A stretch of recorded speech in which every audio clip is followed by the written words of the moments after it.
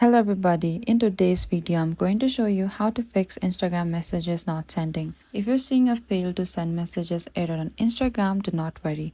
This issue is usually caused by a poor internet connection and outdated app, temporary server issues.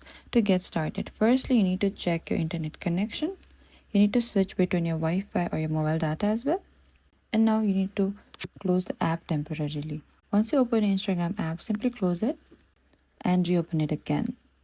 Sometimes a simple restart is enough to fix the temporary glitches, or next is you can go to your app store and find the Instagram app and you need to install any available updates. Simply select this update icon under the Instagram, and if the problem still continues, you need to restart your phone and try sending the messages again after it turns back on.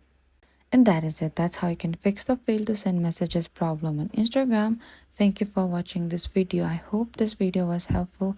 If you have any queries or confusion, please comment down below and we will reach out to you very soon.